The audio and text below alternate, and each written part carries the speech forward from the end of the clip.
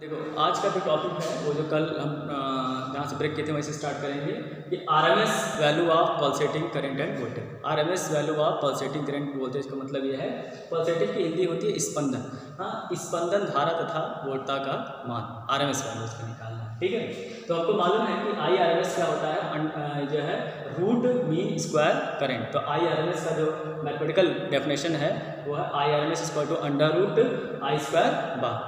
ठीक, अब यहाँ पे देखो क्योंकि आई की वैल्यू क्या हमने लिया था, I square to I M sine omega T, जहाँ आई एम जो है करंट का मैक्सिमम वैल्यू है। ठीक, तो अब हम क्या किए, देखो इसमें इसको यदि स्क्वायर करेंगे तो I square R M S square to under root हट जाएगा तो आई स्क्वायर बार आ जाएगा। ठीक है, तो करंट के स्क्वायर का मीन, तो करंट के स्क्वायर के मीन को हम इंटीग्रल फॉर्म में इस तरह से लिख लिए हैं कि 1/t integral from 0 to t I square dt।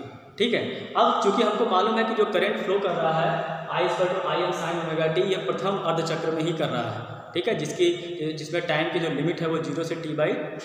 t/2 से t में जो है करंट की वैल्यू 0 है, इसलिए यहाँ पे हमने इंटीग्रेशन का जो लिमिट है वो चेंज किया कि देखो यहाँ पे 0 to t। अब जब हम जो ही i की वैल्यू रखेंगे हम यहाँ पे इंटीग्रेशन की लिमिट चेंज करेंगे 0 से t/2, क्योंकि 0 से t/2 के बीच में ही करंट i की वैल्यू आई एम साइन ओमेगा टी है। ठीक है, तो जब हम i की जगह आई एम साइन ओमेगा टी रखें तो ये 1/t ये तो है ही है, फिर ये हो जाएगा I M square sine square omega T. ठीक, सिंपली इसको हमने जो है 2 का गुणा किया, 2 का भाग दिया और फाइनली जो है ये 2 स्क्वायर साइन ओमेगा टी होगा।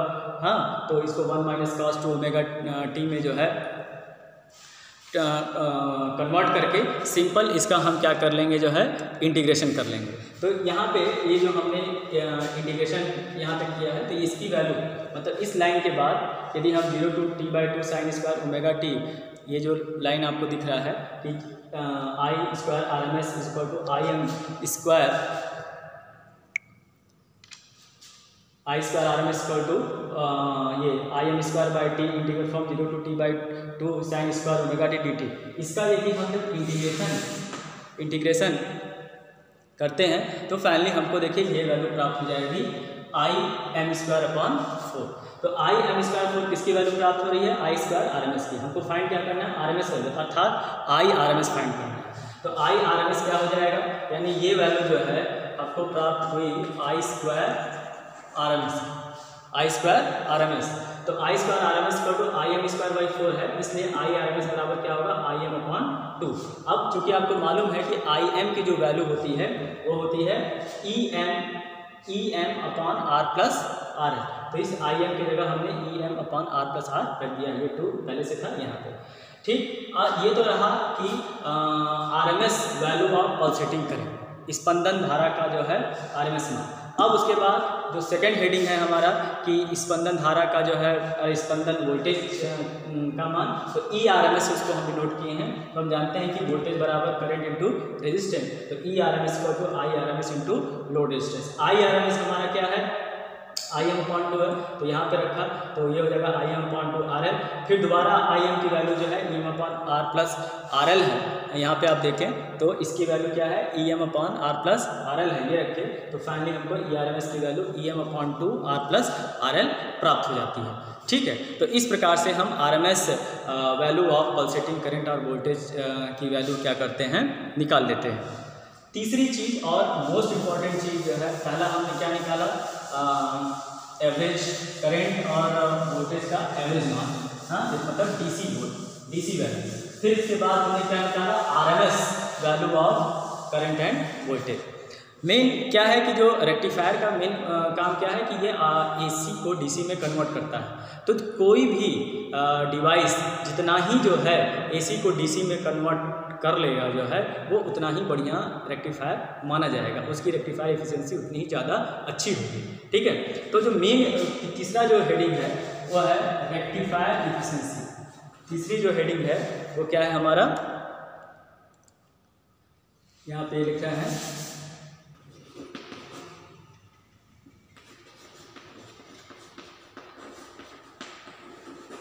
Rectifier efficiency.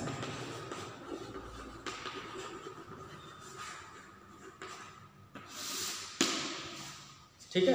किसी भी रेक्टिफायर की एफिशिएंसी या एफिशिएंसी ऑफ रेक्टिफायर ये हम कैसे निकालते हैं? तो एफिशिएंसी ऑफ रेक्टिफायर को हम किसे डिनोट करते हैं? ईटा से। किसे डिनोट करते हैं? ईटा से। ये होता है डीसी आउटपुट, क्योंकि हमको आउटपुट में क्या मिल रहा है? डीसी। हम एसी दे रहे हैं, एसी ट्रांसफार्मर के थ्रू आ रहा है, वो डायोड के अंदर घुस रहा है और डायोड के बाहर हमको क्या मिल रहा है? डीसी। तो DC output upon AC input into 100। Percentage की बात करेंगे तो हम ये निकालेंगे, ठीक है। परसेंटेज की बात करेंगे तो क्या निकालेंगे? इंटू 100 करेंगे। तो रेक्टिफायर एफिशिएंसी को हम किसे डिनोट किए? ईटा से। ईटा इज इक्वल टू हो गया हमारा DC output upon AC input into 100% जो है, ठीक है। बेसिकली ये जो डीसी आउटपुट लिखे हैं, DC output power upon AC input power into 100%। तो अब हमारा जो मेन टारगेट है, क्या हम डीसी आउटपुट पावर फाइंड करें और फिर उसके बाद जो है एसी इनपुट पावर फाइंड करें, तो दोनों का डिवाइड करके 100 कर दें तो हमारी वो वैल्यू आ जाएगी। तो चलिए हम इस स्टेप पे आते हैं कि डीसी आउटपुट पावर हम यदि हम नोटेशन के फॉर्म में लिखें तो यह है एक्चुअली डीसी आउटपुट, इसको आप लिख सकते हैं DC output power upon AC input power into 100%। DC output power into AC input power गुणे 100%। तो ये हो जाएगा, पहले लिखिए डीसी, हाँ इसको नोटेशन के लिए लिखें तो लिखें पीडीसी यानी DC power, DC output PDC upon PAC into 100%। PDC upon PAC into 100%, ठीक है। अब थोड़ा सा बताइए कि पीडीसी क्या होता है? पावर बराबर क्या होता है? आगे देखे होंगे कि P बराबर पावर बराबर वोल्टेज इंटू करंट, तो ईडीसी इंटू रेजिस्टेंस होता है। या करंट के फॉर्म में करना है तो पीडीसी हेयर, यहाँ पे लिखे here, P DC is equal to I DC into R. P DC is equal to I square DC into R L होता है ना। देखिए ऐसे देखिए, power is equal to voltage, voltage मतलब आप कह सकते हैं ईडीसी वोल्टेज, हाँ into V I voltage into current I DC, ठीक है। और ये हो गया voltage into current and V is equal to I R, that is the I DC into R L, और ये आईडीसी और ऐसे ये आईडीसी आई स्क्वायर आरडीसी हो गया और ये आर एल हो गया, ठीक है। तो हमने यहाँ पे PDC is equal to I square DC into R L. अब आपको आईडीसी की वैल्यू जो है ये नोन है कि ये क्या है? EM upon pi R plus R L. तो चूंकि IDC is equal to EM upon pi R plus R L, ये आप निकाल चुके हो। चूंकि IDC is equal to EM upon pi R plus R L, इसलिए पीडीसी का मान क्या होगा? इसलिए पीडीसी बराबर हो जाएगा, आईडीसी का तो स्क्वायर है तो हो जाएगा EM square upon pi square R plus R L का स्क्वायर इंटू आर एल। क्या हो जाएगा? आईडीसी बराबर ही आप पहले निकाल चुके हो, हाँ। तो जब आईडीसी की वैल्यू यहाँ पे रखोगे तो पीडीसी क्या हो जाएगा? EM square upon pi square R plus R L का होल स्क्वायर और ये वाला आर, ठीक। तो ये पीडीसी हमको जो है ये मालूम हो गया। अब इसको जैसे मान लो कि इसको आप इक्वेशन 1 कह दो और इसको इक्वेशन 2 कह दो। अब हमारा जो टारगेट है वो क्या निकालने का है? पीएसी, ठीक है। तो पीएसी देखिए एसी पावर, तो पीएसी इसको टू क्या हो जाएगा हमारा जो है? पीएसी बराबर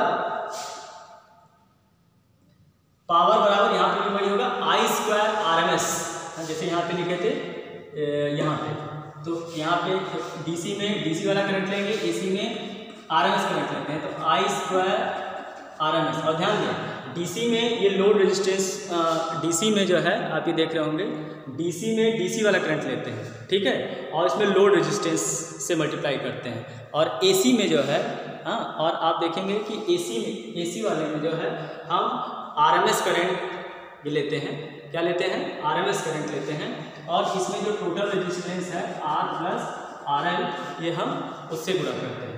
इससे गुणा करते हैं R प्लस RL से। अब देखिए, अब यहाँ पे फिर लिखिए, चूंकि IRMS का जो मान है, किसका मान है, IRMS, तो IRMS की जो वैल्यू आपको मिल रही है, तो आप इसको भी निकालेंगे होंगे ऊपर जो है कि IRMS जो आपका प्राप्त हो रहा है जो है पहले वाले फार्मूला से, ये कितना प्राप्त हो रहा है, EM/2 R प्लस RL। तो देखिए, क्योंकि EM/2 R प्लस RL, क्योंकि IRMS EM/2 R plus RL, इसलिए PAC क्या हो गया आपका, AC पावर क्या हो गया, ये हो गया I स्क्वायर RMS है ना, तो ये हो जाएगा EM²/4 R प्लस RL का स्क्वायर, और ये हो जाएगा पहले से जो R प्लस RL है, एक R प्लस L, एक R प्लस L से जो है कट गया, तो आपका फ्रेश जो वैल्यू आ गया, या PAC आपका आ गया EM²/4 R प्लस RL, क्या आ गया, EM/4 R प्लस RL। इसको जो है इक्वेशन नंबर आपने 6 पूछ लिया, ठीक है। अब क्या करिए जो है समीकरण, ये आप क्या करिए, समीकरण 2 से, आप ये समीकरण 2 को यदि आप देखें तो समीकरण 2 से जो है PDC का मान, और यहाँ से समीकरण 3 से जो है, समीकरण 3 से PAC का मान, इस समीकरण 1 में जो है आप रख दीजिए, ठीक। तो substituting the value of TDC from equation 2 and PAC from equation 3 in equation 1, we get, इसको ऐसे we get eta is equal to क्या मिलेगा आपको, ईटा इज इक्वल टू क्या मिलेगा, PDC/PAC। PDC कितना है आपका जो है EM², यानी हो जाएगा ये EM² upon pi square R plus RL, EM² upon pi square R plus RL का होल स्क्वायर, और यहाँ पे RL है, ये PDC/PAC अपॉन में ये है, तो ये हो जाएगा 4 चला जाएगा ऊपर, R प्लस RL अपॉन ये EM² हो जाएगा, और इनटू क्या हो जाएगा 100%, क्या हो जाएगा ये 100%। तो देखिए, इसको काट के आपका आएगा 4/, देखिए ये R प्लस L, एक R प्लस L से कट गया, ठीक है, ये EM² इस EM² से कट गया, तो आपका ये जो वैल्यू आ रहा है, ये आएगा eta is equal to 4RL upon pi square R plus R, 4RL upon pi square R plus RL, और ये बचा है इंटू 100%, ठीक है। अब इसमें क्या है कि अब यदि आप इसकी वैल्यू यदि आप रखते हो, हाँ, अब यहाँ पे देखिए एक एजम्पशन है कि इस R की जो वैल्यू होती है, इस R की वैल्यू जो है वो लोड रेजिस्टेंस की तुलना में जो है, इस R की जो वैल्यू होती है वो लोड रेजिस्टेंस की, वो तो यदि हम जब स्टैंडर्ड वैल्यू निकालते हैं तो ये निकालते हैं, तो आप ऐसा करिए कि पाई की आप वैल्यू रखिए, हाँ 3.14, उसका स्क्वायर करिए, ठीक, और फिर इसमें भाग दीजिए, मतलब इसको यदि इसको सॉल्व यदि करते हैं तो एक सिंप्लीफिकेशन यदि मैं और कर दूँ इसको, ये हो जाएगा 4/पाई, RL से ऊपर नीचे यदि भाग दे दें आप जो है, तो ये हो जाएगा, तो 1 हो जाएगा, अपॉन में आ जाएगा 1, मतलब हाँ ये हो जाएगा R/RL plus 1, R plus RL, ये 1/R प्लस RL इंटू 100%, ठीक है, ठीक। तो अब इसको यदि आप सॉल्व करें जो है, तो 4/पाई स्क्वायर सॉल्व करें इंटू 100%, तो ये आएगा आपका 40.6, कितना आएगा 40.6, 6/1 प्लस R/RL प्रतिशत ईटा की वैल्यू। हाँ, क्या आ जाएगी? ईटा इज इक्वल टू जो है, हाँ, ईटा इज इक्वल टू कितना आ जाएगा? 40.6 1 प्लस R/RL इंटू 100% में। ठीक है, तो इससे क्या आपको देख रहे हैं कि RL का मान जितना ही ज़्यादा होगा, RL का मान जितना ही ज़्यादा होगा जो है, तो ये वैल्यू उतना ही कम होगी, अर्थात ईटा का मान उतना ही जो है क्या होगा? अधिक होगा। ठीक है, तो हम यदि हमको इफिशिएंसी इंक्रीज करनी है तो हमको लोड जो रेजिस्टेंस है उसकी वैल्यू बढ़ानी पड़ती है। तो एग्जाम में आता है कि सिद्ध कीजिए कि हाफ वेव रेक्टिफायर के केस में जो इफिशिएंसी होती है वो 40.6% होती है। इसमें एक चीज़ और कर सकते हैं कि चूँकि RL ये जो है आपका जो वहाँ पे हमने लिखा था कि R का मान RL की तुलना में बहुत कम होता है। ठीक है, तो ये R का मान चूँकि कम होगा, मान लीजिए 0, तो ये पूरा फैक्टर 0 के बराबर आ जाएगा, तो 1 में 0 जोड़ेंगे तो 1 आ जाएगा, यानी जो रेक्टिफायर हाफ रेक्टिफायर की जो एफिशिएंसी है वो 40.6% आ जाएगी। तो हमने ये 3 इम्पॉर्टेंट जो पैरामीटर्स हैं कि IDC जो average value of current end voltage है, IDC है, EDC average value of current end voltage, फिर आज जो निकाला हमने जो है IRMS और ERMS, that is the pulsating current and pulsating voltage, और तीसरा जो इम्पोर्टेंट ये फैक्टर निकाला जो है रेक्टिफायर एफिशिएंसी जो है, तो ये 3 फैक्टर जो है इम्पोर्टेंट है। अब उसके बाद जो है जो चौथा होता है वो हमारा क्या होता है? रिपल फैक्टर, जिसको हिंदी में हम क्या कहते हैं? उर्मिला गुणांक कहते हैं। तो रिपल फैक्टर कैसे निकालते हैं?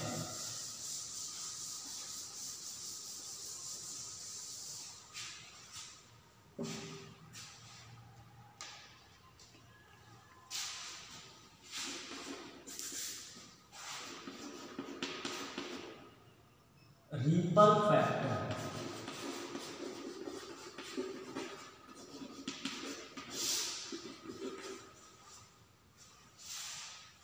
जिसको हिंदी में हम उर्मिला गुणांक कहते हैं। देखिए उसमें क्या था, ईटा वाले में क्या था, मतलब इफिशिएंसी वाले में क्या था कि DC जो output, DC power output upon AC input था। हाँ, DC output upon AC input. ठीक है, यहाँ पे क्या रिपल फैक्टर में जो है AC ऊपर रहेगा और DC क्या रहेगा? नीचे रहेगा, जिसका हम फार्मूला आपको बताया, रिपल फैक्टर को हम गामा या स्मॉल r से डिनोट करते हैं। तो ripple factor R is equal to जो है ये होता है IAC upon IDC, IAC upon IDC, मतलब ripple factor is equal to AC current upon DC current. Ripple factor is equal to AC current upon DC, AC ऊपर रहेगा, DC नीचे रहेगा, जबकि उसमें आपका इफिशिएंसी वाले में DC फैक्टर ऊपर रहता है, पावर, हाँ, मतलब DC पावर ऊपर रहता है और AC पावर नीचे रहता है। रिपल फैक्टर उसका उल्टा होता है, तो AC फैक्टर यहाँ पे ऊपर रहेगा और DC फैक्टर क्या रहेगा? बिलो में रहेगा, उसके भिन्न के जो है हर में रहेगा। ठीक है, अच्छा, अब यदि आप इसकी वैल्यू रखते हैं जो कि आपका IAC कितना आएगा, तो IAC की वैल्यू निकाल के, ठीक है, अब यहाँ से आप क्या कर सकते हैं कि IAC आपको नोन है कि IAC कितना है, ये वैल्यू निकाला है। हाँ, फिर IDC की वैल्यू निकाला है, दोनों की वैल्यू आप रख दीजिए और सॉल्व कर दीजिए, इससे आपको जो है रिपल फैक्टर की वैल्यू मालूम हो जाएगी। ठीक है, इसके बाद जो है इसी तरह जो है हम क्या करते हैं, हाँ, पांचवा फैक्टर इसमें हम वो निकालते हैं कि वोल्टेज रेगुलेशन।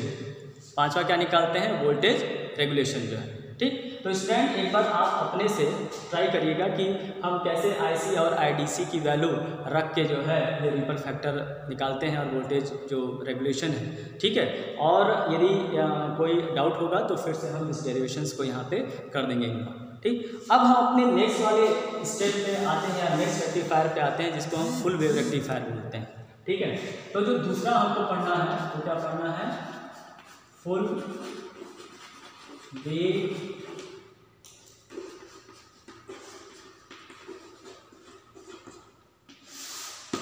Wave rectifier. जो एक्चुअली जो फुल वेव रेक्टिफायर होता है, जो फुल वेव रेक्टिफायर होता है वो 2 टाइप का होता है। फुल वेव रेक्टिफायर वो 2 टाइप का होता है। एक होता है मध्य निकासी, centre tap full wave rectifier. क्या होता है? Centre tap full wave rectifier, और दूसरा होता है ब्रिज रेक्टिफायर। ठीक है, इसका आज एक हम सिंपलेस्ट समझाने के लिए सर्किट ही बता रहे हैं। देखिए उसमें क्या किया था, हाफ वाले में क्या किया था कि हमने यहाँ पर मान लीजिए एसी सिग्नल ऐसे करके ये बनाया था। चाहे ऐसे बनाइए, चाहे आपने जो बनाया था कि VI, ये इस टाइप से जो है ये सिग्नल है। ठीक है, सिंपल सर्किट पहले समझिए, आज समझने के लिए जो है हम लेक्चर बता रहे हैं। फिर तो एसी सिग्नल जो है ये समझने के लिए कि ये एसी सिग्नल है। ठीक है, एसी सिग्नल को जो है हमने एसी सिग्नल को हमने ट्रांसफार्मर पे जो है ये प्राइमरी कॉइल पे दिया था, ये प्राइमरी कॉइल था। और सेकेंडरी कॉइल पे जो है ट्रांसफार्मर के सेकेंडरी कॉइल को जो है पीएन जंक्शन डायोड से जोड़ दिया था थ्रू लो रेजिस्टेंस, और इसी के क्रॉस हम D0 जो मतलब DC आउटपुट वोल्टेज है उसको हमने जो है ये लिया था। ठीक है, ये ट्रांसफार्मर है। ठीक, यहाँ के सर्किट में देखिए क्या करते हैं जो है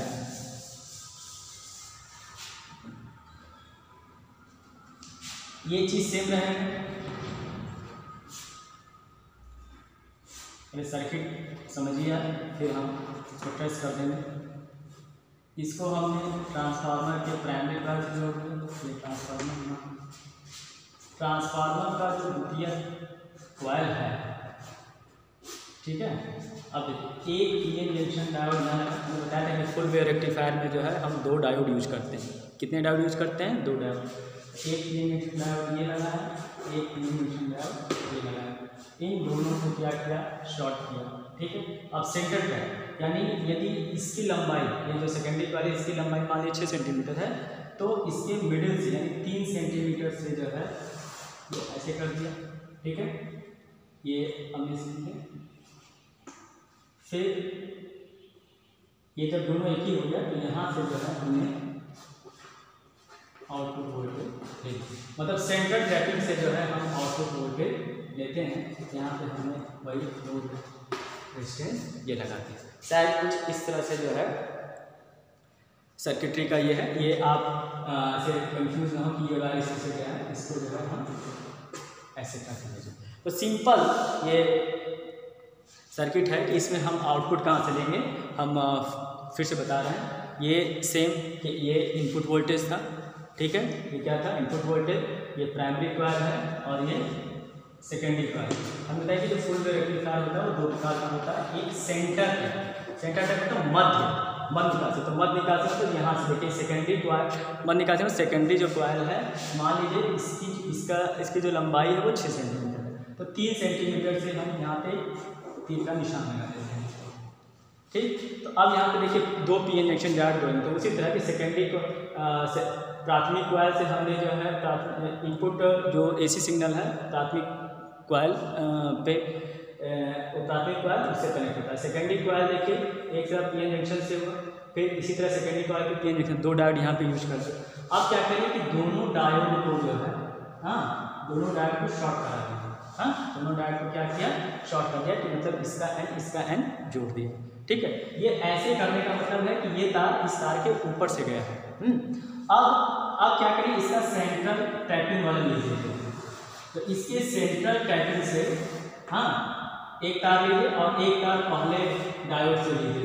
इसी के क्रॉस जो है आप लोड रेजिस्टेंस लगा दीजिए RL, और इसी आप देखे होंगे कि वहाँ पे जो लोड रेजिस्टेंस लगा था उसी के क्रॉस जो है हम वोल्टेज दिए थे।